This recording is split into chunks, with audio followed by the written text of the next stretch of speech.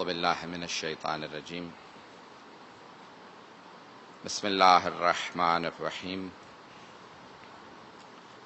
الحمد للہ الذی نور قلوب العارفین بنور معرفتہ واثبت فؤاد انبیائہ واولیائہ بقصص الانبیاء والمرسلین وأكمل إيمان المسلمين والمؤمنين بولاية علي أمير المؤمنين عليه السلام.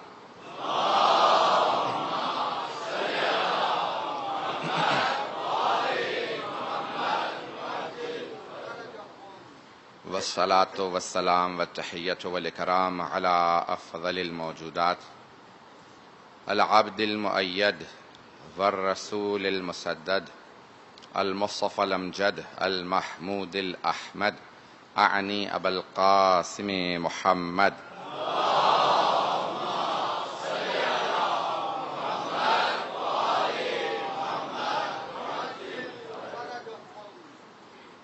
وعلى روحه ونفسه وسهره ووصيه سيد الأتقياء والأصفياء مولى الموالي امام المتقين علي بن ابي طالب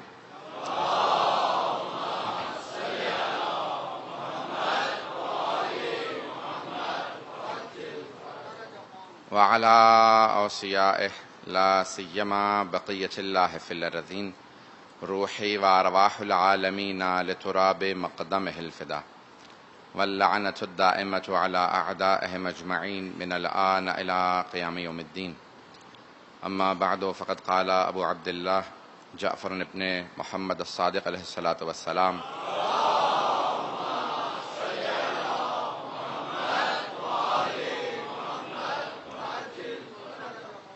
اعرفوا العقل وجنده والجهل وجنده تهتدوا. صلاة على محمد وآل محمد.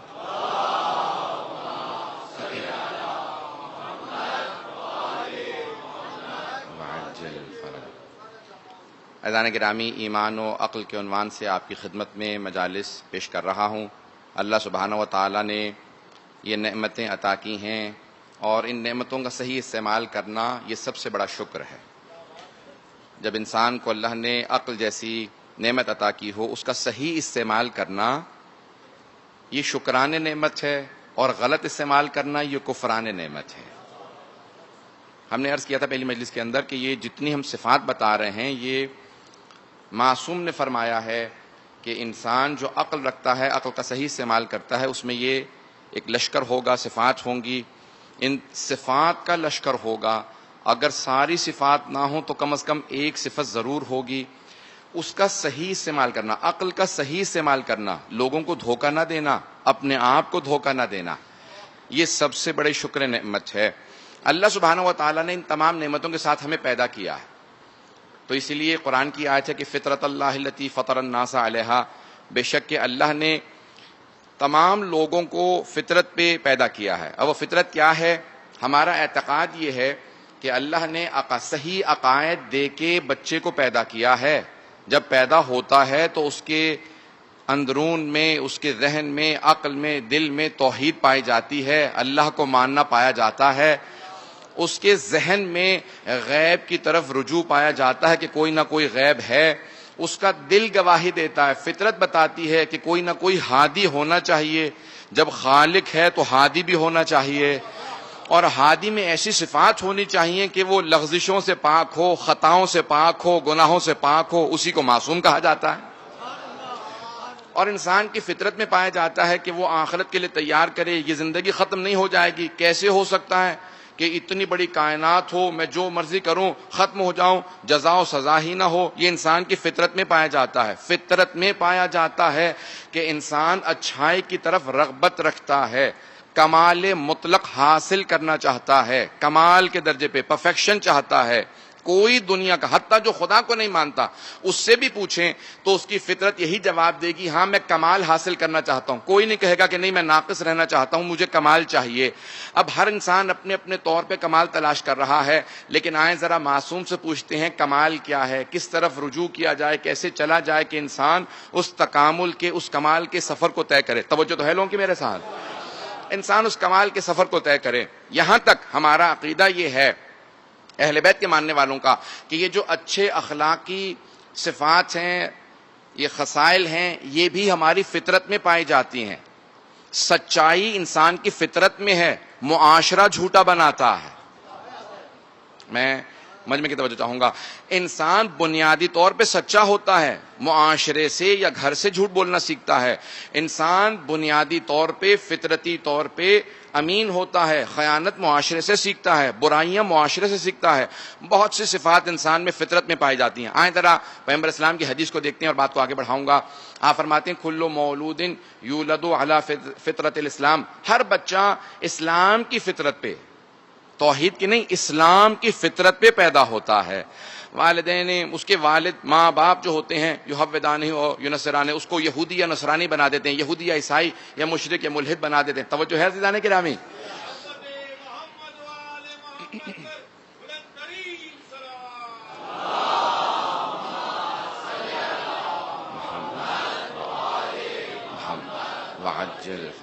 اس نقطے کی طرف خاص توجہ چاہوں گا. اب حبیب خدا محمد مصطفیٰ صلی اللہ علیہ وآلہ وسلم فرماتے ہیں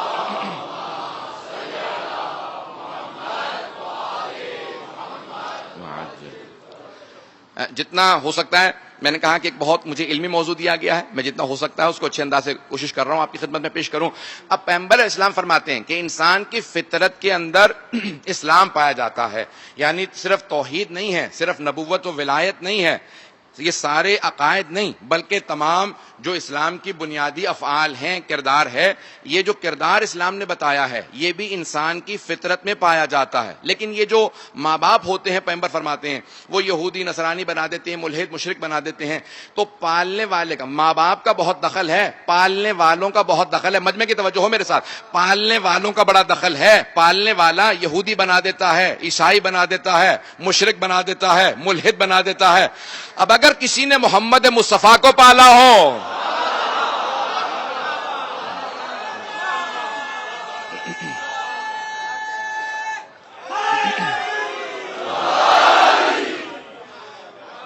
آج ہر مسلمان چاہے کسی بھی مکتب فکر سے تعلق رکھتا ہو، کسی بھی فرقے سے تعلق رکھتا ہو، مقروض ہے، مدیون ہے جناب حبیب خدا کا، اور پیغمبر کو پالنے والے ہیں جناب ابو طالب. پیغمبر فرما رہے ہیں کہ ہر بچہ اسلام کی فطرت پہ پیدا ہوتا ہے. ماں باپ یہودی نصرانی مشرک ملحد بنا دیتے ہیں. توجہ چاہوں گا. ماں باپ ملحد بنا دیتے ہیں تو پالنے والے کا بڑا دخل ہوتا ہے، جس نے اپنے خون سے سینچ کے محمد مصطفیٰ کو پالا ہو، خاتم النبیین بنے ہوں، سید المرسلین بنے ہوں، امام الانبیاء ہوں، فخر انبیاء ہوں، کائنات کے مالک ہوں. اب کوئی نہ کوئی تو کردار ہے نا جناب ابو طالب کا.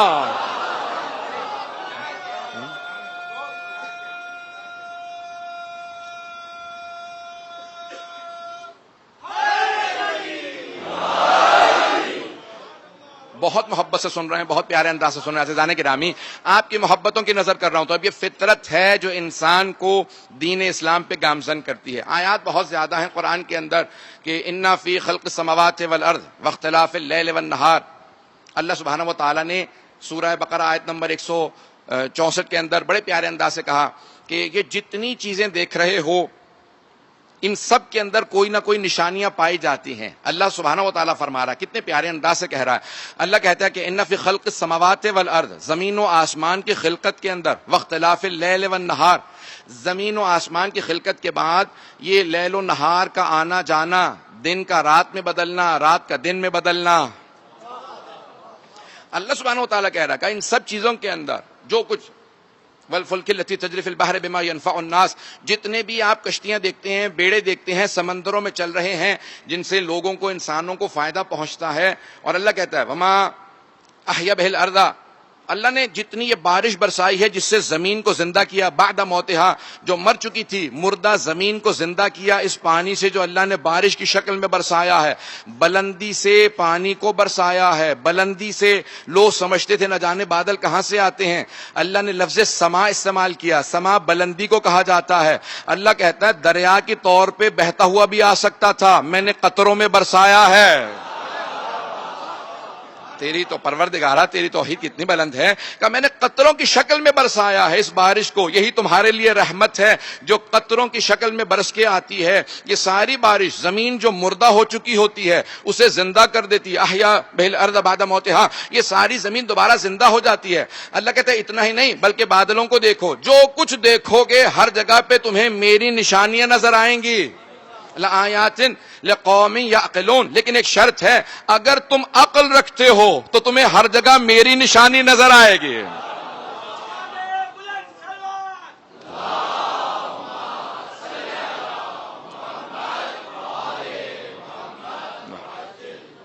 اللہ کہتا ہے کہ جو بھی عقل رکھنے والے ہیں، جو بھی عقل رکھتا ہوگا وہ ان تمام چیزوں میں میری نشانیاں دیکھے گا۔ عزیزان گرامی، امیر المؤمنین کا ایک جملہ کہ بہت پیارا جملہ ہے، کہا کہ میں کوئی شے دیکھتا ہی نہیں ہوں، بہت سے لوگ پہنچ گئے ہیں، میں کوئی شے دیکھتا ہی نہیں ہوں سوائے اس کے کہ میں اس کے ساتھ، اس سے پہلے، اس کے بعد اللہ کو دیکھتا ہوں۔ ہر شے بتاتی ہے کہ کوئی خالق ہے، ہر چیز کو دیکھنے کے بعد خدا کی یاد ہے، اس سے پہلے، اس کے ساتھ، اس کے بعد ہمیشہ خدا یاد ہے۔ عزیزان گرامی، یہ وہ مقام ہے، وہ درجہ ہے کہ پیغمبر علیہ السلام فرماتے ہیں کہ بے شک زمین و آسمان کے جتنے بھی مخلوقات ہیں وہ سب علامت ہیں کوئی خدا ہے۔ اللہ کی توحید سے، مخلوق سے لے کے اللہ کی توحید تک 70,000 نور کے پردے پائے جاتے ہیں، 70,000 نور کے حجابات ہیں، 70,000 نور کے حجابات ہے، بحر الانوار کی روایت ہے۔ لیکن مولا فرماتے ہیں اگر سارے حجابات ہٹا بھی دیے جائیں تو ہم اہل بیت کے، مجھ علی کے ایمان میں کوئی اضافہ نہیں ہوگا۔ عزیزان گرامی، اب ہم ان کے ماننے والے ہیں تو کتنا ہمارے اندر اس ایمان کا، عقل کا دخل ہونا چاہیے، ہم کیسے اسے استعمال کریں کہ ہر لحظہ ہمیں خدا سے قریب تر کرتا چلا جائے، ہر شے ہمیں خدا سے قریب کرے۔ میں جس جملے کو پیش کر رہا ہوں یہ حدیث امام جعفر الصادق علیہ الصلوۃ والسلام،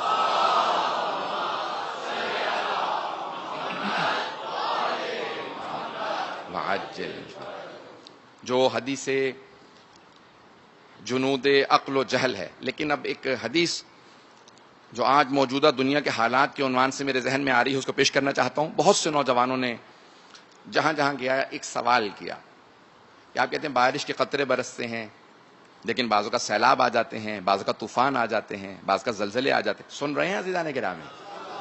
اور اس وقت دنیا کے اندر بے انتہا طوفان آئے ہوئے ہیں، دنیا بھر میں اس وقت، یورپ میں، امریکہ میں، مرکزی امریکہ میں، حتیٰ پاکستان کے اندر، آپ کے ہندوستان میں، بنگلہ دیش میں، افریقہ کے ممالک میں، دنیا کے کئی ممالک میں اس وقت بہت بڑے بڑے طوفان آئے ہوئے ہیں۔ یہ طوفان کیوں آتے ہیں؟ اللہ کہہ رہا ہے کہ میں تو بارش برساتا ہوں قطروں کی شکل میں تاکہ رحمت بن جائے۔ پروردگارا، کئی مرتبہ یہی بارش ہمارے لیے قہر بن جاتی ہے، کیوں؟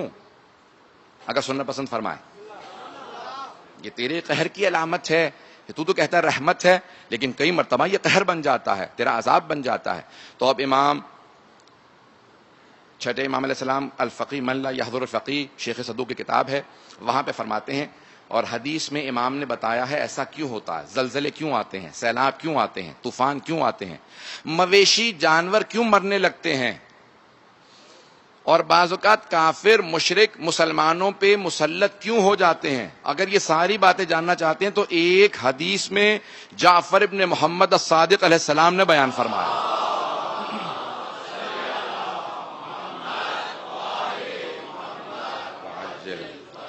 میں پیش کروں گا، میں نے کہا کہ ایک علمی موضوع ہے اور جتنا ہو سکتا ہے میں اس کے اندر آپ کے لیے، تاکہ رغبت کے ساتھ، ہم محبت کے ساتھ علوم آل محمد کو سیکھیں۔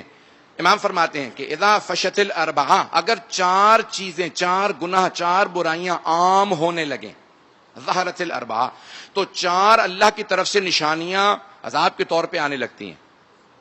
4 اگر برائیاں پھیل جائیں، گناہ پھیلنے لگیں زمین پہ، اذا فشت الزنا، اگر زنا پھیلنے لگے تو اللہ سبحانہ وتعالیٰ کی طرف سے ظہرت الزلازل، اللہ کی طرف سے پھر زلزلے زیادہ آنے لگتے ہیں۔ اللہ نشانی کے طور پہ، عذاب کے طور پہ زلزلے بھیجتا، سنیں گے اگر فیضان گرامی۔ اللہ کے جناب امام شیشم علیہ السلام فرماتے ہیں کہ اگر ایک گناہ بڑھتا ہے تو اللہ کی طرف سے نشانیاں، میں دہراؤں گا نہیں، بہت زیادہ، بہت سے بچے بیٹھے ہیں، تو فیضان گرامی ایک ایسی معاشرے کی اخلاقی بیماری ہے جس کی وجہ سے اللہ بھیجتا ہے زلزلوں کو، زلزلے زیادہ ہونے لگتے ہیں۔ اگر لوگوں سے زکوٰۃ خیرات اٹھ جائے تو پھر مویشی مرنے لگتے ہیں. ہر انسان یہ سوچتا ہے کہ نہیں میں اپنے لیے دولت جمع کر لوں. اللہ کہتا ہے کہ نہیں، یاد رکھو برکت کا جو پورا کا پورا تصور ہے وہ ایمان سے وابستہ ہے. کافر سمجھ ہی نہیں سکتا برکت کیا ہے. یہ خرچ کرنے سے، راہ خدا میں دینے سے، خمس دینے سے، زکوٰۃ دینے سے، خیرات کرنے سے چیزیں کم نہیں ہوتی. ظاہری طور پہ نظر آ رہا ہوتا ہے کہ کم ہو رہا ہے. اللہ کہتا ہے نہیں، یہ راہ خدا میں خرچ کرنے سے برکت پیدا ہوتی ہے. برکت صرف اہل ایمان سمجھ سکتے ہیں. برکت صرف اہل ایمان. مولا فرماتے ہیں کہ اگر زکوٰۃ خیرات لوگوں سے اٹھنے لگے تو مویشی مرنے لگتے ہیں. اور اگر حکام جو کسی کے اوپر بھی کیسی بھی حکومت رکھتا ہو، اپنے ملازم پہ، اپنی رعایا پہ، رعیت کے اوپر فیصلوں میں ظلم کرنے لگے تو معصوم فرماتے ہیں کہ پھر قحط بھی آتے ہیں، سیلاب بھی آتے ہیں. جہاں حکمران اور جہاں حاکم اور جہاں مالک اپنے تابع کے اوپر ظلم کرنے لگے، ان کے فیصلوں کو غلط انداز سے کرنے لگے. جانتا ہوں سخت بات ہے لیکن سنیں گے. عزیزان کرام، چوتھا مرحلہ کیا؟ حدیث کی چوتھی چیز کو پورا کرنے کے بعد موضوع کو آگے بڑھاؤں گا، لیکن موضوع سے متعلق ہے اس لیے پیش کر رہا ہوں. مولا فرماتے ہیں جہاں پہ لوگ اپنے عہد و پیمان کو توڑنے لگیں، وعدہ وفائی نہ کریں، جو قول دیں اسے عام طور سے توڑنے لگیں، تو مولا فرماتے ہیں کہ ہمیشہ مشرک و کافر کو اس کے بعد پھر مؤمنوں پہ، مسلمانوں پہ تسلط مل جائے گا. اگر مؤمن مسلمان عہد و پیمان توڑیں گے تو بعض اوقات کافر بھی ان پہ مسلط ہو جائیں گے. عہد و پیمان نہ توڑیں، چاہے کافر سے عہد و پیمان کرو، اس سے بھی پھرنا اجازت نہیں ہے. اس لیے عہد و پیمان کے پاس رکھنے کو اسلام کے اندر بہت زیادہ ترغیب دلائی ہے. امام جعفر صادق علیہ السلام کی عظمت پہ باغ علیہ صلوات.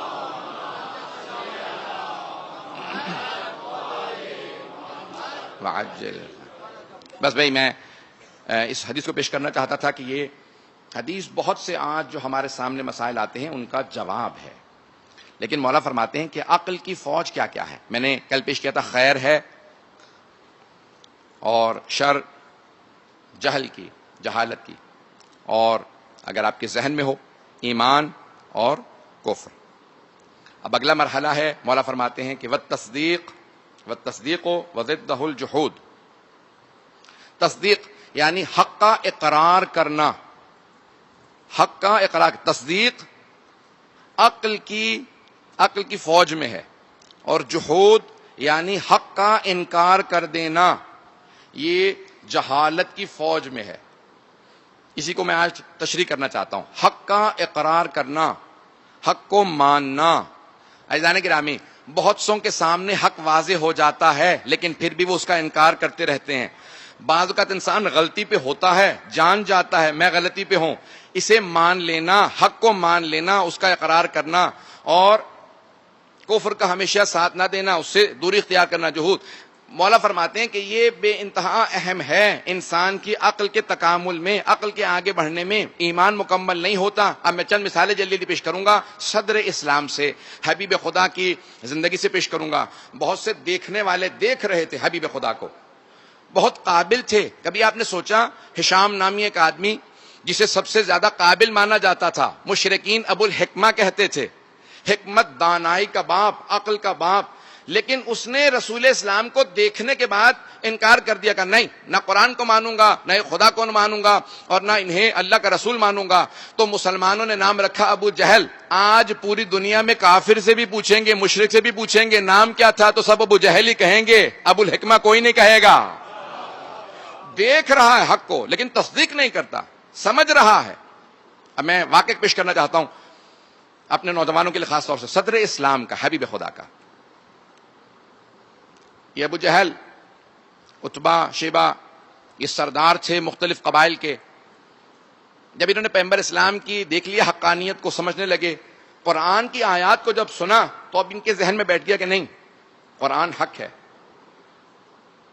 جو پیغمبر اسلام معجزہ لائے ہیں وہ حق ہے. اب رات کو پیغمبر اسلام ترتیل سے قرآن کی تلاوت کرتے تھے. اب سوچئے جب جناب داؤد زبور کی تلاوت کرتے تھے تو روایت کے الفاظ ہے پرندے زمین پہ اتر آتے تھے، کون تلاوت کر رہا ہے؟ اور اگر خاتم النبیین سید المرسلین قرآن کی خود تلاوت کر رہے ہوں، اب سوچئے کیا کیفیت طاری ہوتی ہوگی.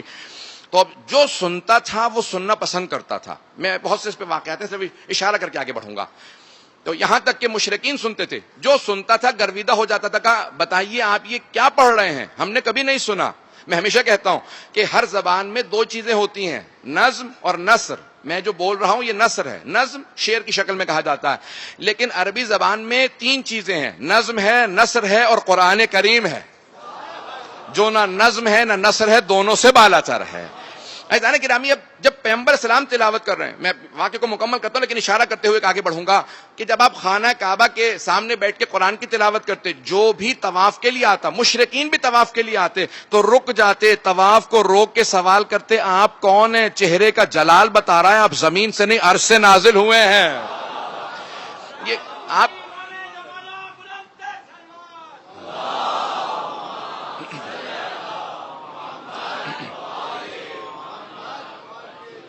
عزیزان گرامی، لوگ پیغمبر اسلام کی تلاوت سننا چاہتے تھے. یہاں تک کہ روایات میں نے خود دیکھا، تاریخ میں لکھا ہے، شیعہ سنی علماء سب نے، مورخین نے لکھا ہے کہ ابو لہب، ابو جہل خانہ کعبہ کے چاروں طرف جو مسجد الحرام ہے نا، اس کے دروازوں پہ کھڑے رہتے، افراد کو کھڑا رکھتے. روئی ہاتھ میں لے لو، اگر کوئی نیا آدمی آئے نا تو فوراً اس کے ہاتھ میں روئی دینا، کہنا وہ جو سامنے بیٹھا ہے نا اس کی باتوں کو نہ سننا، وہ جادوگر ہے، اگر ایک مرتبہ سنو گے اسی کو ہو جاؤ گے.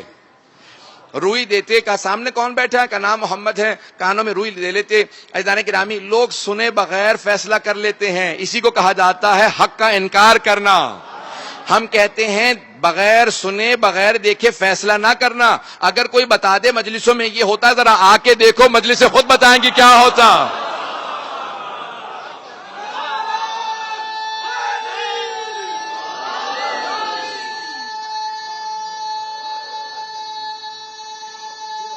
ماشاءاللہ.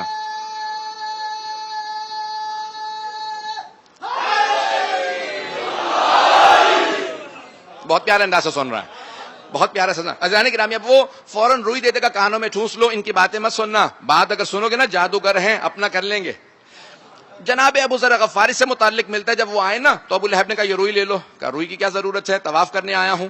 کہا طواف کرنا، لیکن سامنے جو آدمی بیٹھا ہے نا وہ جادوگر ہے، باتیں نہ سننا. انہوں نے روئی کانوں میں ٹھونسی، طواف کرنا شروع کر دیا. خود ہی بتاتے ہیں طواف کر رہا تھا، دوسرا یا تیسرا شوط تھا، چکر تھا خانہ کعبہ کا ہر دفعہ کعبے سے توجہ ہٹ چکی تھی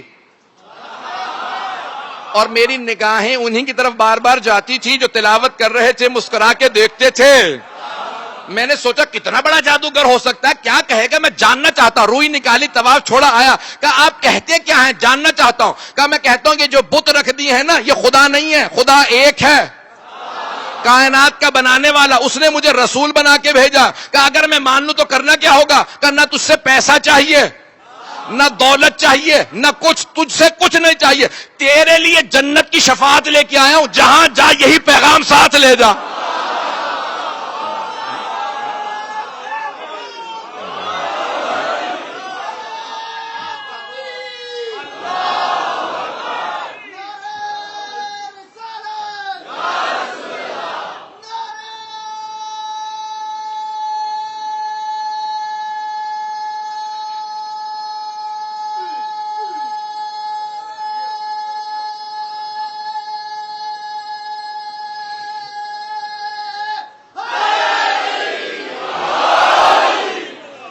توجہ ہے عزیزان گرامی.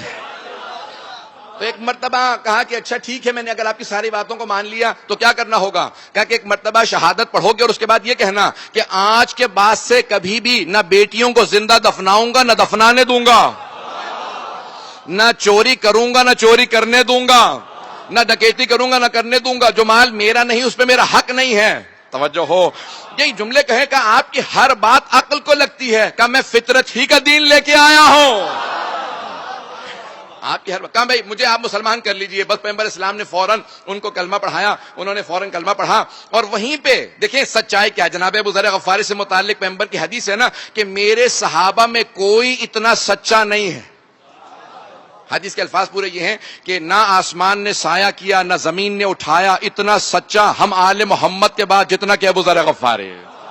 تو جناب ابو ذر نے فوراً اعلان کیا. صرف اشارہ کر کے آگے بڑھ رہا ہوں، مجھے واقعہ پیش کرنا ہے کہ حق کا انکار نہیں کرنا چاہیے، تصدیق کرنی چاہیے۔ تو جناب ابو ذر نے فوراً وہیں پہ پیغمبر اسلام کے سامنے دعوت دی کا، او مکے والو، میں اعلان کرنا چاہتا ہوں کہ تم سب غلط ہو، یہ جو اللہ کے رسول محمد ہیں یہ صحیح ہیں، میں ان کی تصدیق کرتا ہوں۔ اب کیا ہونا تھا؟ ایک مرتبہ سارے مشرکین نے، ابو لہب نے اشارہ کیا، سب نے انہیں گرا کے مارنا شروع کر دیا۔ جناب پیغمبر اسلام نے جناب امیر کو اشارہ کیا، کہا ابو ذر کو آگے بڑھ کے چھڑواؤ۔ مسجد الحرام تھی، جناب امیر، آپ نے دیکھا ہے نا کہ جب شیر آتا ہے اور آگے بڑھتا ہے تو ساری بکریاں ویسے ہی بھاگنے لگتی ہیں۔ تو جناب امیر علیہ السلام کا آگے بڑھنا تھا، آپ نے ہاتھوں سے دھکیلا، جناب ابو ذر کو اٹھایا، کہا پیغمبر اسلام نے تمہیں بلایا ہے، ذرا ایک مرتبہ پھر آگے آؤ۔ کہا سن لیا پیغام؟ کہا ہاں سن لیا۔ کہا یہاں سے چلے جاؤ، یہاں لوگ ماننے والے نہیں ہیں، یہ حق دیکھ رہے ہیں لیکن حق کے منکر ہیں۔ میرا سلام ہو میری آخری امت پہ، بغیر دیکھے مجھ پہ ایمان لائیں گے۔ تصدیق اسے کہا جاتا ہے۔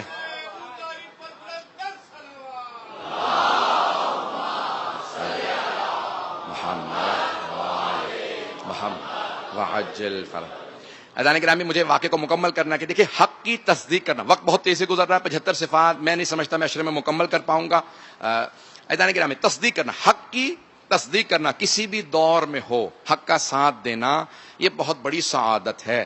سورہ یاسین پڑھیے گا کہ جب انبیاء کو بھیجا تو آپ کے ذہنوں میں ہے نا کہ ایک جناب حبیب نجار کا وہاں واقعہ ہے نا، انطاکیہ ترکی کے اندر آج ہے، چھوٹے سے ایک شہر ہے انطاکیہ کے نام سے۔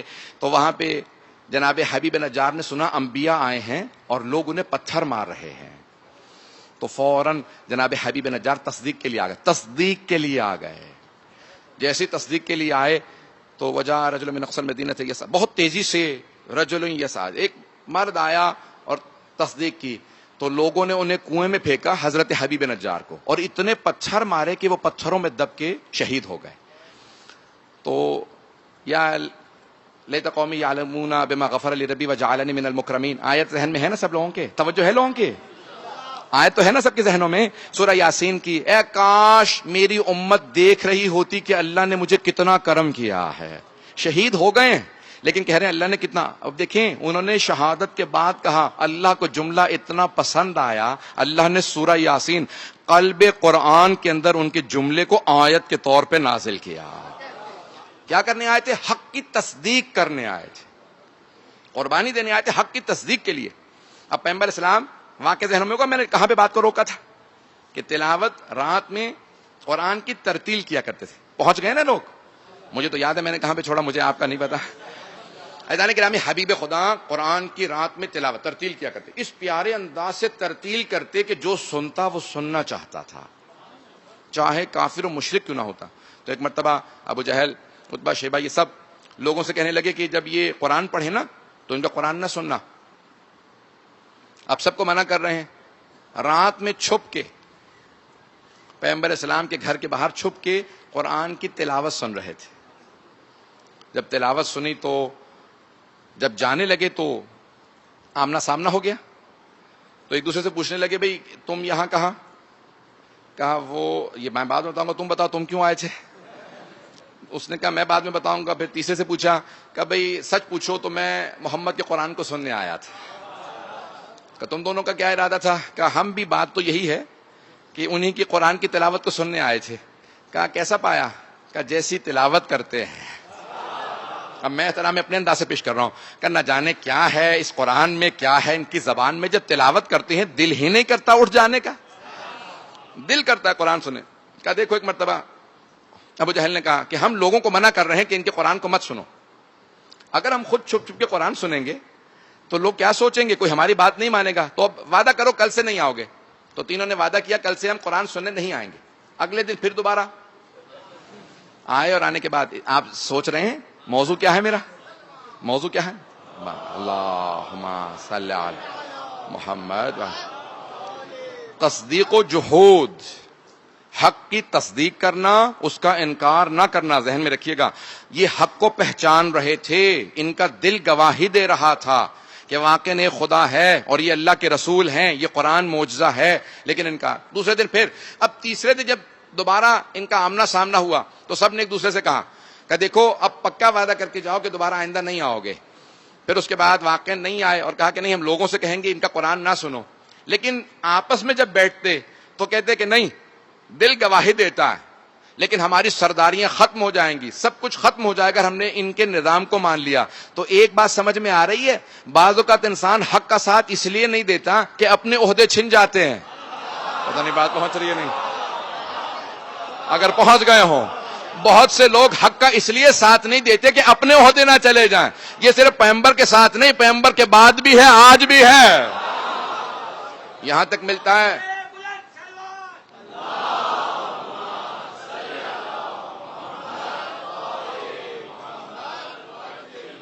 عزیزان گرامی، یہی ملتا ہے امام مہدی علیہ السلام کے ظہور کے لیے۔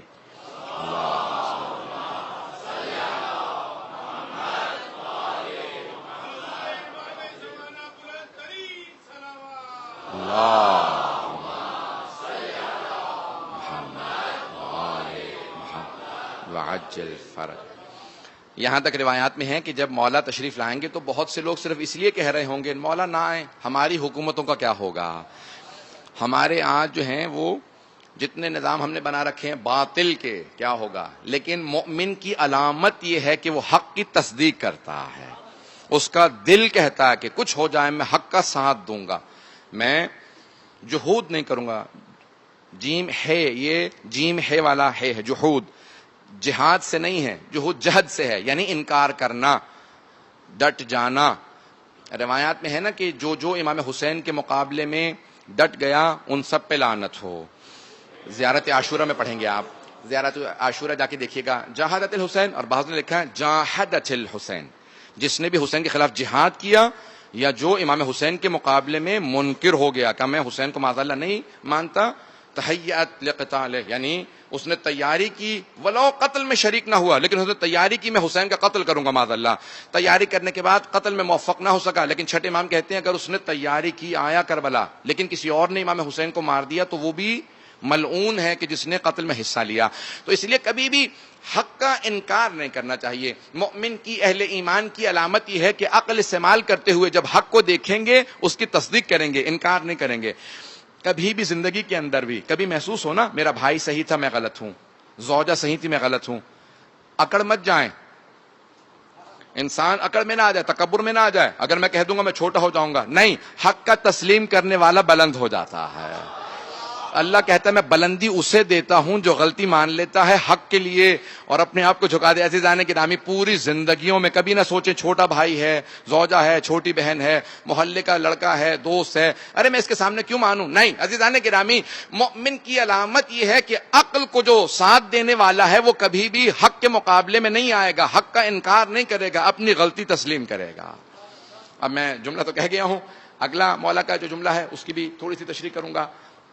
مولا فرماتے ہیں والرجاء وضدہ القنوط، توئے کے ساتھ قنوط، رجاء امید، قنوط مایوسی۔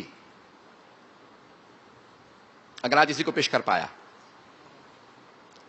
مولا فرماتے ہیں عقل کی فوج میں سے جو لشکر ہے اس میں ایک لشکری کا نام ہے، فوجی کا نام ہے امید، اور جہالت کی جو فوج ہے اس میں سے ایک فوجی کا نام ہے نا امیدی۔ امید، مولا امیر کہتے ہیں جتنے بھی گناہ کر لو، جتنے بھی گناہ کر لو، رحمت خدا سے مایوس نہ ہونا۔ گناہ تمہیں جہنم میں نہیں لے جائیں گے، نا امیدی جہنم میں لے جائے گے۔ جملہ نہیں پہنچا پایا، جملہ نہیں پہنچا پایا، مجھے توجہ چاہیے مجمع کی۔ مولا فرماتے ہیں جتنے بھی گناہ کر لو، جتنے بھی گناہ کر لو، لیکن کبھی بھی رحمت خدا سے مایوس نہ ہونا۔ ایک آدمی نے خانہ کعبہ کے غلاف کو پکڑ رکھا تھا، رو رہا تھا، رات کا وقت تھا، اور چیخے مار مار کے کہتا تھا پروردگارہ میرے اتنے گناہ ہیں تو میرے گناہ نہیں معاف کر سکتا۔ امام معصوم کا گزر ہوا، کہا تیری ماں تیرے غم میں بیٹھے، کہا میں توبہ کر رہا ہوں اور آپ مجھے بد دعا دے رہے ہیں۔ مولا نے کہا نہیں، یہ مت کہہ تیرا گناہ اللہ کی رحمت سے بڑا ہے، یہ کہ پروردگارہ میرا گناہ بہت بڑا ہے لیکن تیری رحمت میرے گناہوں سے زیادہ بڑی ہے۔ پتہ نہیں جملہ پہنچا پایا ہوں یا نہیں۔ قرآن کی آیت ہے نا، آپ دعا کمیل میں بھی کہتے ہیں اللہم انی اسألک برحمتک التی وسعت کل شیء، پروردگارہ میں تیری رحمت کے صدقے میں مانگتا ہوں جو ہر چیز سے زیادہ بڑی ہے۔ مولا فرماتے ہیں کبھی رحمت خدا سے مایوس نہ ہونا. عقل کی فوج میں سے ایک فوجی کا نام ہے امید, اور مایوسی جہالت کی علامات میں سے ہے. امید ختم نہیں ہونی چاہیے, کبھی بھی انسان نا امید نہ ہو رحمت پروردگار سے. دوسری طرف مولا فرماتے ہیں بہت بڑی بڑی نیکیاں, بہت اچھے اچھے اعمال لے کے آنا, لیکن تکبر ساتھ نہ لانا. وہ نیکیاں تمہیں جنت میں لے جاتی ہیں, لیکن کہیں ایسا نہ ہو تکبر کی وجہ سے جہنم میں چلے جاؤ. اگر کہو میں بہت نیک ہوں, بہت پارسا ہوں, بڑا متقی ہوں, بہت بڑا مومن ہوں, مولا فرماتے ہیں جتنے بھی بڑے ہو, شیطان نے 6000 سال عبادت کی تھی, ایک مرتبہ اللہ کے سامنے اکڑا, اس اکڑ نے اسے تباہ کر دیا. نیکیاں لانا لیکن تکبر نہ لانا, گناہ لانا لیکن مایوسی نہ لانا. پتہ نہیں بات پہنچ رہی ہے نہیں پہنچ رہی. مایوس نہ ہونا رحمت پروردگار سے. میرے بھائیوں, میرے بزرگوں, میرے بچوں, میں اس بات کو پیش کرنا چاہتا ہوں کہ آج اگر سب لوگوں کی توجہ میرے ساتھ ہوگی, لیکن ایک اور بڑی مشابہ چیز ہے امید سے, جسے عربی میں کہا جاتا ہے غرور. تکبر نہیں, غرور عربی والا, اردو میں کہتے ہیں دھوکہ. کئی افراد امید کے چکر میں اپنے آپ کو دھوکہ دے رہے ہوتے ہیں. میں نماز نہیں پڑھ رہا لیکن میں اللہ کی رحمت سے بہت زیادہ امیدوار ہوں. میں مجلس میں نہیں جاتا, میں اللہ کی رحمت سے بہت زیادہ امیدوار ہوں. میں نیکی نہیں کرتا, والدین کی اطاعت نہیں کرتا, سارے گناہ کرتا ہوں, امیدوار. عزیزان گرامی, امید لگائیے لیکن کام کرنے کے بعد نہیں, ایسے آگے نہیں بڑھوں گا. مجمع کی توجہ چاہیے. ایک بہت بڑا شاگرد ہے, کلاس میں نہ پڑھتا ہے نہ محنت کرتا ہے, ماں باپ سے بار بار کہتے ہیں دعا کر دیجیے گا پاس ہو جاؤں. بھائی اگر پڑھو گے ماں باپ کی دعا کام آئے گی, اگر پڑھ ہی نہیں رہے ہو تو کس بات سے. عزیزان گرامی, امید ہے لیکن کچھ نہ کچھ عمل ہونا چاہیے. ایسا نہ ہو کہ ہم ایک بالکل شفاعت کے لیے بلینک پیپر دے دیں. پاکستان میں 33% نمبر لیتے ہیں تو پاس ہو جاتے ہیں, ایسا ہی ہے یا نہیں ہے؟ 33% نمبر ہونا تو پھر اللہ, یعنی دنیاوی نظام ہے. میں کہتا ہوں اللہ کے یہاں شاید 10 نمبر بھی ہوں تو اللہ کہے گا ٹھیک ہے میں پاس کر دوں گا. اہل بیت کہیں گے 1 نمبر لے کے آؤ, 9 ہم لگا دیں گے. شفاعت کریں گے, نمبر لگا دیں گے محمد و آل محمد, لیکن بلینک شیٹ دیتے ہوئے مجھے آپ کو محسوس کیسا ہوگا؟ بھئی خالی پرچہ 0 نمبر ہے, اور کہا کس طرح سے, کس منہ سے؟ بھئی کم از کم اتنا منہ تو ہو, 1 نمبر لیا مولا میں نے, آپ شفاعت کر دیجئے. انسان کا منہ تو ہو کہنے کا کہ میری شفاعت کر دیجئے رسول خدا سے, ائمہ علیہ السلام سے. خالی کچھ بھی نہیں ہے, کچھ نہ کچھ اعمال ہونے چاہیے. مومن کہا اسے جاتا ہے وہ اپنی عقل کو کبھی دھوکہ نہیں دیتا. پتہ نہیں بات واضح ہوئی ہے یا نہیں ہوئی. عزیزان گرامی, میرے بھائیوں, میرے بزرگوں, میرے بچوں, بات کا پورا نہ منائیے گا, کبھی اپنے آپ کو دھوکہ نہ دیں. امید کے مولا فرماتے ہیں کچھ نہ کچھ اعمال ضرور لے کے آؤ. دوسرے مقام پہ فرماتے ہیں, کہا کہ اگر آخرت میں شفاعت کے منتظر ہو ٹھیک ہے ہم شفاعت کر دیں گے, قبر کے لیے تو کچھ نہ کچھ کر لو, اپنے برزخ کے لیے کچھ اعمال کرو. کچھ اتنے متقی اور مؤمن پرہیزگار مؤمن ہوں گے کہ میں نے خود روایات میں دیکھا ہے, متعدد, ایک روایت نہیں ہے, متعدد روایات ہیں کہ امام معصوم قیامت کا انتظار نہیں کریں گے, ان کی قبر میں شفاعت کر دیں گے. ہاں ہیں روایات. آپ دلیل مانگ رہے ہیں, میں صرف ایک آپ کے لیے جملہ پیش کروں گا. آج کل بہت سے لوگ پابندی سے زیارت عاشورہ پڑھ رہے ہوں گے, اور نہیں پڑھیں گے تو روزے عاشور سب زیارت عاشورہ ضرور پڑھیں. زیارت عاشورہ میں ایک جملہ ہے, اللہم ارزقنی شفاعت الحسین یوم الورود. چھٹے امام سے پوچھا کہ مولا آپ کہتے ہیں کہ جو بھی زیارت عاشورہ پڑھے گا امام حسین اس کی شفاعت ضرور کریں گے. کہا کیسے, کیوں شفاعت کریں گے؟ کہا تم نے زیارت عاشورہ میں یہ جملہ نہیں پڑھا, اللہم ارزقنی شفاعت الحسین یوم الورود, پروردگارا جب میں وارد ہو جاؤں, کہا کس جگہ پہ؟ قبر میں, تو مجھے حسین کی شفاعت نصیب کرنا. جب میں قبر میں وارد ہوں تو پروردگارا مجھے حسین ابن علی کی شفاعت نصیب کرنا. اللہم ارزقنی رزق کے طور پہ مانگ رہے ہیں, شفاعت بھی رزق ہے. جسم کا رزق اور ہے, روح کا رزق اور ہے. ایمان روح کا رزق ہے. 5 سے 7 منٹ زحمت دوں گا, چلیں گے میرے ساتھ؟ یہ ایمان, علم, یہ مجالس, یہ روح کا رزق ہے. محسوس نہیں ہوتا روح میں تازگی آ جاتی ہے؟ اگر آپ اکیلے میں بیٹھ کے اپنے ہی غموں پہ رو رہے ہوں تو انسان کمزوری محسوس کرنے لگتا ہے, گھبراہٹ سی محسوس کرنے لگتا ہے.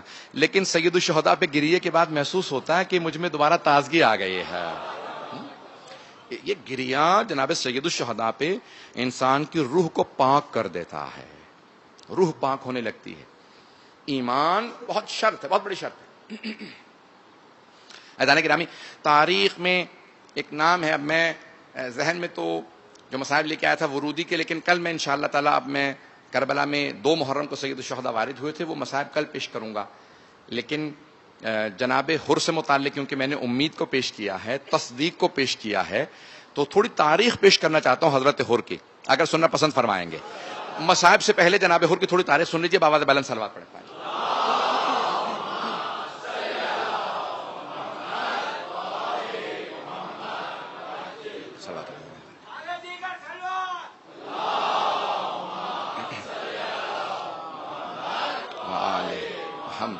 وعجل الفرج۔ عزیزان گرامی، اس سے پہلے کہ میں مصائب پیش کروں، آئیے ذرا دیکھیں، تصدیق کرنا، امید لگانا، یہ بہت اہم چیزیں۔ حضرت حر ابن یزید ریاحی بہت بڑا نام ہے، تاریخ میں ایک بہت بڑی شخصیت ہیں حضرت حر۔ ہمارے لیے تو اسی لیے بہت بڑی شخصیت ہیں کیونکہ شہداء کربلا میں، شہداء کربلا کے لیے ائمہ معصومین نے یہ زیارت وارثہ پڑھتے ہیں ہر شب جمعہ۔ چھٹے امام علیہ السلام کیا کہتے ہیں جب شہداء کربلا کی زیارت پڑھتے ہیں؟ بے ابی انتم و امی طبتم، میرے ماں باپ آپ پہ قربان ہے شہداء کربلا۔ اللہ اکبر، میری روح کانپ جاتی ہے جب میں جملہ پڑھتا ہوں۔ اور ضعیف روایت نہیں ہے، زیارت وارثہ مستند ترین ہماری زیارات میں سے ہے، مستحب ہے ہر شب جمعہ پڑھے، جو شب جمعہ میں پڑھے گا امام حسین کی شفاعت نصیب ہوگی انشاءاللہ تعالی۔ عزیزان گرامی، شہداء کربلا امام معصوم ہمیں اور آپ کو بتا رہے ہیں ان کا مقام کیا ہے۔ اب یہ جناب حر شخصیت کیا ہے؟ بے انتہا شجاع، جس میں اچھی صفات نہ ہوں وہ حسین کا ساتھ دے ہی نہیں سکتا۔ بے انتہا شجاعت پائی جاتی تھی، دلیر تھے، تصدیق کرتے تھے حق کی۔ کربلا میں آئے، انہیں اندازہ نہیں تھا جناب سید الشہداء کی شخصیت کا کہ حسین ابن علی کون ہے۔ آنے کے بعد جب جناب سید الشہداء نے صرف دور سے آتا دیکھا، ابھی کربلا نہیں پہنچے، کربلا کے راستے میں ہے سید الشہداء، ایک لشکر آتے دیکھا تو دور سے کسی نے کہا سامنے نخلستان نظر آ رہا ہے۔ مولا نے کہا نہیں، یہ نخلستان نہیں ہے، باغ نہیں ہے، غور سے دیکھو۔ تو کسی نے کہا کہ ہاں پرچم ہیں بہت سے، کیونکہ عصا کے اوپر پرچم بلند کی جاتے تھے، کہا بہت سے پرچم ہیں۔ مولا نے کہا قافلے کو روک دو، ایک لشکر آ رہا ہے، بہت پیاسا ہے۔ آپ جانتے ہیں نا، ساقی کوثر کے نواسے ہیں، حوض کوثر پہ جس کے نانا اور بابا ہوں، تو کہا یہ پیاسے ہیں۔ فوراً مسند بچھائی امام حسین نے، کہا ان سب کو پانی پلا دو۔ کہا عباس ان سب کو پانی پلاؤ۔ 1000 کا لشکر، 1000 کا لشکر۔ اب سوچیں اہل بیت کے پاس کتنا پانی تھا جو 1000 افراد کو پانی پلائے۔ حضرت عباس اتنا پانی لے کے چلے تھے، پانی پلایا۔ علی ابن تنان محاربی کہتا ہے کہ مجھ میں پیاس کی وجہ سے اتنی طاقت نہیں رہ گئی تھی کہ میں اپنی اونٹنی سے کہتا کہ بیٹھ جا، بٹھا نہیں پا رہا تھا۔ میں نے اپنی آنکھوں سے دیکھا حسین مسند سے اٹھے، آگے بڑھے، میری اونٹنی کو اپنے ہاتھ سے بٹھایا اور اپنے ہاتھ سے مجھے سیراب کیا۔ کیوں؟ کہا مجھ سے پیاس لوگوں کی برداشت نہیں ہوتی، کوئی پیاسا ہو مجھ سے برداشت نہیں ہوتا، اپنے ہاتھ سے پانی پلایا۔ سنیں گے اب جناب حر بہت دلیر ہیں، بہت شجاع، 1000 کے لشکر کے ساتھ آئے۔ جب مولا نے سب کو پانی پلا دیا نا، مولا نے کہا ظہر کا وقت ہونے والا ہے، حر تو اپنے لشکر کے ساتھ اس طرف نماز پڑھ لے، میں اپنے اصحاب کے ساتھ یہاں نماز پڑھوں گا۔ دیکھیں تصدیق کر رہے ہیں جناب حر، حق کی تصدیق کر رہے ہیں، انکار نہیں کر رہے۔ کہا اے حسین ابن علی، آپ کے ہوتے ہوئے میں نماز پڑھاؤں گا اپنے لشکر کو؟ میرا لشکر بھی آپ ہی کے اصحاب کے پیچھے، آپ کے پیچھے نماز پڑھے گا، ہم آپ کے ساتھ نماز پڑھیں گے۔ مولا بتانا چاہتے ہیں کہ دیکھو اس میں صلاحیت پائی جاتی ہے، حق کی تصدیق کر رہے ہیں۔ جیسی نماز مکمل ہوئی، اب جو تاریخ ہے شیعہ سنی مورخین نے لکھی ہے، طبری دیکھیں، مختلف تواریخ، کہ ایک مرتبہ جیسے نماز مکمل ہوئی، جناب سید الشہداء نے اشارہ کیا حضرت عباس کو، کہا عباس اصحاب سے کہو چلیں۔ جناب سید الشہداء اپنی سواری پہ تشریف فرما ہوئے اور لجام فرس میں ہاتھ ڈالا۔ المیمون آپ کے ذوالجنہ کا نام، جو پیغمبر اسلام کی سواری تھی، آپ نے ہاتھ ڈالا اور لجام فرس میں لگام سے بڑھانے لگے۔ خود بہت تیزی سے آگے بڑھا، لگام فرس میں ہاتھ ڈالنے کے بعد ایک جملہ کہا کہا حسین جانے نہیں دوں گا, مجھے عبید اللہ ابن زیاد نے آپ کو گرفتار کرنے کے لیے بھیجا. تو مولا نے فوراً پلٹ کے یہ نہیں کہا کہ ابھی میں نے تجھے پانی پلایا تھا, میں نے تجھ پہ احسان کیا ہے. نہیں, یہ حسین ہیں, یہ کریم ابن کریم ہیں, یہ زہرا کے بیٹے ہیں, احسان کرنے کے بعد جتلاتے نہیں ہیں. لیکن ایک جملہ کہا ثقلت کا امک, تیری ماں تیرے غم میں بیٹھے. تو حر نے لجام فرض میں ہاتھ ڈال رکھا تھا, کچھ دیر سوچا اور اس کے بعد پلٹ کے ایک جملہ کہا, آپ نے سن رکھا ہے. ایک جملہ کہا کہ اے حسین, اگر پورے عراق میں, پورے عرب میں کوئی بھی مجھے یہ بات کہتا, میں اسی لہجے سے یہی بات پلٹا دیتا. لیکن حسین میں مجبور ہوں, آپ زہرا کے بیٹے ہیں, میں کہہ نہیں سکتا کہ آپ کی ماں آپ کے غم میں بیٹھے ہیں. میں آپ کی ماں کا نام اپنی زبان پہ لا نہیں سکتا. آپ اس بی بی کے بیٹے ہیں جو کائنات کی ملکہ ہے, رسالت مآب کی بیٹی ہیں, جن کے لیے جناب رسالت مآب کھڑے ہوتے تھے. اب کیوں کہا, میں اس سے پہلے کہ مسائل پیش کروں, کیوں جناب سید الشہداء نے کہا ہور تیری ماں تیرے غم میں بیٹھی, کیوں کہا؟ غور کیجئے گا اس بات. وہ حسین جو جانتے ہیں اپنے علم امامت سے کہ یہ میرا ساتھ دے گا, یہ شہداء کربلا میں ہوگا, کیوں اتنی بڑی بات کہی؟ کیوں؟ اس لیے کہ مولا چاہتے تھے کہ اگر میں کہوں گا نا ہور تیری ماں تیرے غم میں بیٹھے, تو ہور سوچنے پہ مجبور ہوگا, ہور کس پہ تلوار اٹھانے لگا, یہ زہرا کا لال ہے. جناب ہور نے سوچنا شروع کیا کب؟ 2 محرم سے. 9 محرم کو جانے کے بعد فیصلہ کیا, تصدیق کر چکا ہوں یہ حق پہ ہیں, کس طرح سے میں ان کی طرف چلا جاؤں. تو جا کے سوال کیا, اے عمر سعد بس اتنا بتا دے, واقعی جنگ کرے گا؟ اس نے کہا ہور ایسی جنگ ہوگی کہ بازو کٹ کٹ کے گریں گے, سر تن سے جدا ہو جائیں گے, ہم ان سب کو مار دیں گے. تو ایک مرتبہ ہور لرزنے لگا, کانپنے لگا, خیمے سے باہر آ گئے. حضرت ہور جب خیمے سے باہر آئے نا, تو ایک آدمی کہتا کہ میں نے ہور کو دیکھا, اور دیکھنے کے بعد سوچا کہ ہور 72 سے ڈر گئے ہو, اتنا بڑا ہمارا لشکر ہے, تم 72 سے ڈر گئے ہو, لرز کیوں رہے ہو؟ اگر کوئی مجھ سے پوچھتا سب سے زیادہ شجاع کون ہے, بہادر کون ہے لشکر یزید میں, تو میں تمہارا نام لیتا. تم 72 سے ڈر رہے ہو. کہ مجھے 72 سے ڈر نہیں لگ رہا, مجھے جناب سیدہ سے خوف آ رہا ہے, مجھے جناب سیدہ سے بہت زیادہ ڈر لگتا ہے. ایسا نہ ہو کہ ہم حسین پہ ہاتھ اٹھائیں, بی بی کی بد دعا لگ جائے. یہ جملہ کہا, اور نے کانپنے لگے, بدن لرزنے لگا, آنکھوں میں آنسو بہنے لگے. بیٹے نے سوال کیا, مختلف نام لکھے ہیں, مجھے تفصیل میں نہیں جانا. بیٹے نے پوچھا کہ بابا کیا بات ہے, اتنا زیادہ کیوں پریشان ہے؟ غلام بھی ساتھ تھا, بھائی بھی. کچھ افراد نے لکھا ہے, مورخین نے, میں نے خود دیکھی ہیں روایات, کہ 4 افراد. کہا کہ بیٹا میں یزید کی طرف جہنم دیکھ رہا ہوں اور حسین کی طرف جنت دیکھ رہا ہوں, میں جنت میں جانا چاہتا ہوں. کہا بابا پھر جنت میں تنہا جائیے گا؟ کہا بیٹا اگر جنت میں جانا چاہتے ہو تو میرے ساتھ چلو. بھئی دیکھیں, اب بیٹے نے بھی تصدیق کی, فوراً حق کو اپنا لیا.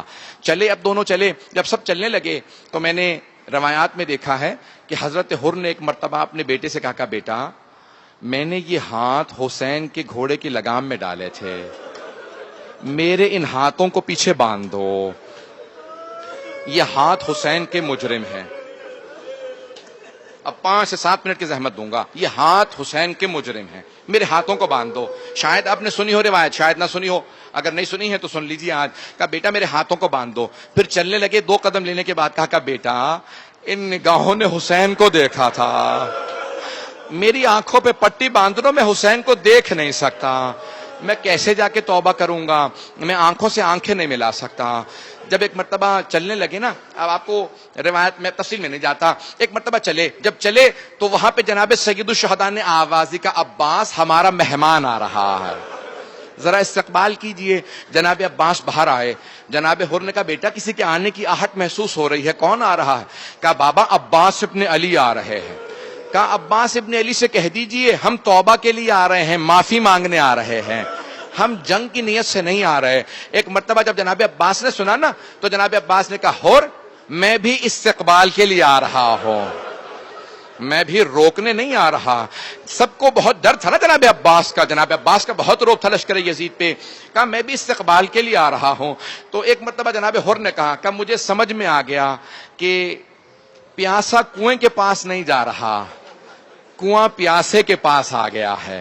عباس آپ میرے استقبال کے لیے آئے ہیں. بازو تھاما. ایک مرتبہ دیکھا در خیمہ پہ جناب عباس نے فوراً پٹی کھولی, ہاتھوں سے رسی کو کھولا, آگے بڑھایا, کہا کہ جناب سید الشہداء سامنے کھڑے ہیں. جیسے امام حسین کو دیکھا نا تو حضرت حر نے اپنے آپ کو زمین پہ گرا دیا, قدموں کو چومنے لگے اور ایک سوال کیا, یا حسین حل من توبہ, اے حسین کیا میری توبہ قبول ہو سکتی ہے؟ اے حسین کیا میری توبہ قبول ہو سکتی ہے؟ میں آج سب سے درخواست کروں گا, جہاں تک آواز جا رہی ہے, آج آپ سب کہیں کہ ہم بھی توبہ کرتے ہیں. مولا اگر عزاداری میں کوتاہی ہو جائے تو معاف کر دیجئے گا. اے جناب سیدہ اگر ہم حق ادا نہ کر سکیں پرسے کا, ہمیں معاف کر دیجئے گا. کیا ہے حق؟ میں پیش کروں آپ کے سامنے. حق کیا ہے ہم کبھی ادا نہیں کر سکتے. اب میں جملہ پیش کر رہا ہوں. چوتھے امام کہتے ہیں میرے بابا کی مجلس میں ایسے رو جیسے بوڑھی ماں جوان بیٹے کے لاشے پہ روتی ہے. کہا مولا ایسے کیوں روئیں؟ پوچھا کسی نے, کہا مولا ایسے کیوں روئیں؟ کیا کیونکہ میرے بابا کو جب بھی میری پھوپھیاں روتی تھی تو ظالم تازیانے مارتے تھے.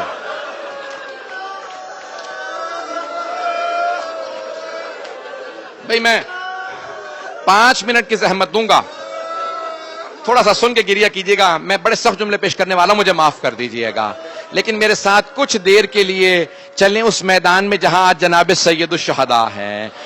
کربلا میں چلیں ذرا میرے ساتھ کچھ دیر کے لیے. جناب حر آ گئے. جب آئے نا تو ایک مرتبہ جناب حر نے کہا کہ مولا کیا میری توبہ قبول ہو سکتی ہے؟ تو جانتے جناب سید الشہداء نے کیا جواب دیا؟ یہ نہیں کہا کہ حر جا خدا نے معاف کیا, نہیں یہ نہیں کہا. کہا حر جا میری ماں فاطمہ نے معاف کیا, حر جا میرے بابا علی مرتضیٰ نے معاف کیا, حر جا میرے نانا رسول خدا نے معاف کیا, حر جا میرے خدا اللہ سبحانہ و تعالی نے تجھے معاف کیا. ساری سند بتا کیوں؟ کیونکہ حر نے جناب سیدہ کی وجہ سے جناب سید الشہداء کا ساتھ دیا تھا نا, اس لیے مولا نے واسطہ دیا. ایک مرتبہ جناب حر نے کہا کہ مولا اگر آپ نے واقعا معاف کر دیا ہے نا تو سب سے پہلے مجھے جنگ کی اجازت دیں. کہ حر آپ ہمارے مہمان ہیں, ہمارے پاس پانی بھی نہیں ہے جو آپ کو پلا سکیں.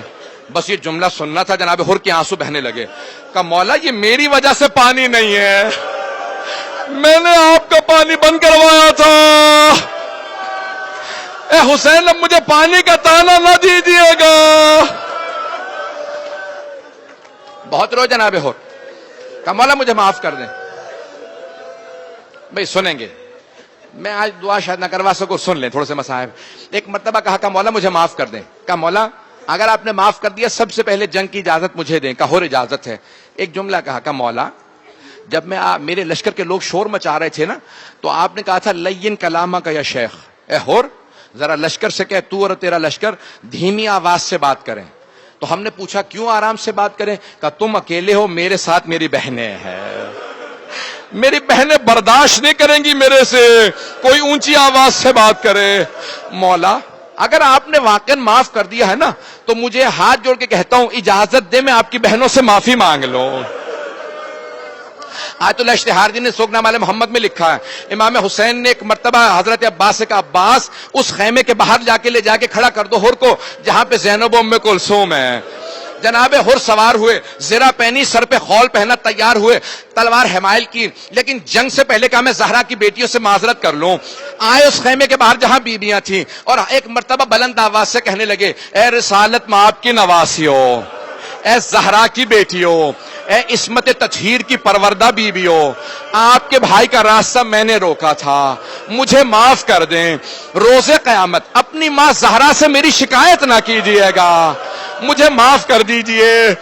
یہ آخری جملہ سننے کے بعد روایت کے الفاظ ہے بیویاں بلند آواز سے رونے لگیں. جب ساری بیویاں بلند آواز سے رونے لگی نا یہ جملہ سن کے کہ اپنی ماں زہرا سے میری شکایت نہ کیجیے گا, حر نے بیویوں کا رونا سنا, اپنے آپ کو گھوڑے سے گرا دیا, خول اتارا, سر میں ماتم کرنے لگا, خاک اٹھا کے سر میں ڈالتا تھا. کہ حر تو نے دوبارہ گناہ کیا ہے, تو نے زہرا زادیوں کو دوسری مرتبہ رلایا ہے. جب دوبارہ رونے لگے نا تو اندر سے ایک بیوی کی آواز آئی. کہ حر میں زینب ہو, میں روز قیامت اپنی ماں فاطمہ سے تیری شفاعت ضرور کروں گی. میں کہوں گی اماں حر کو معاف کر دے, اس نے حسین کا ساتھ دیا تھا. اور میں اپنی ماں زہرا سے تیری شفاعت کروں گے. اور میں تیری شفاعت کروں گے. اجرکم اللہ. بس بھائی آخری جملے سن لیجئے. آخری جملوں کی زحمت دے رہا ہوں. اب مجھ میں طاقت نہیں رہی پڑھنے کی.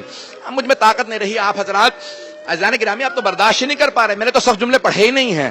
اگلے مرحلے میں بڑے سخت جملے پڑھنے والا ہوں. مجھے معاف کریں گے. سنیں گے 2 جملے. آئیں ذرا میں پیش کر رہا ہوں. جناب حر نے پہلے اپنے بیٹے سے کہا بیٹا تم چلے جاؤ, کہیں ایسا نہ ہو مجھے مرتا دیکھو تم حسین کا ساتھ چھوڑ دو. بیٹا پہلے تم چلے جاؤ. تو ایک مرتبہ بیٹے نے حملہ کیا, بہت سے منافقین کو قتل کیا, یزیدیوں کو مارا. ایک مرتبہ حر کے بیٹے کے سر میں کسی نے گرز مارا. گرز لگنا تھا. جناب حر کا بیٹا زمین پہ گرا. جیسے گرنے لگے نا تو آوازی کا بابا میری مدد کے لیے آئیے, بابا میں گھوڑے سے گر گیا ہوں. جناب حر کو بہت شوق تھا, جوان بیٹا میرا زمین پہ گر گیا ہے. جب جناب حر پہنچے نا بیٹے کے لاشے پہ تو دیکھا پہلے سے حسین ابن علی موجود ہیں. دیکھا پہلے سے مولا حسین موجود ہیں.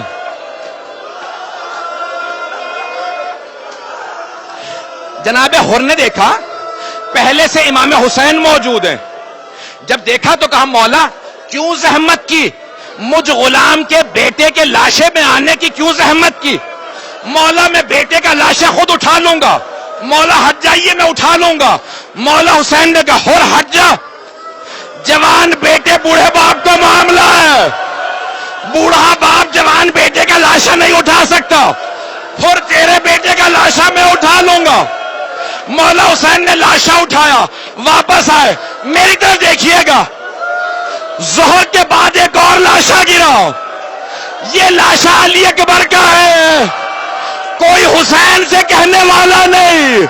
حسین ہٹ جائیے, بوڑھے باپ جوان بیٹے کا معاملہ.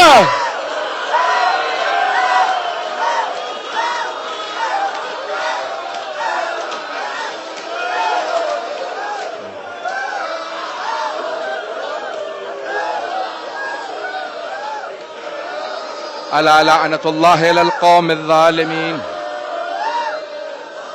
وسيعلم الذين ظلموا أي منقلب ينقلبون.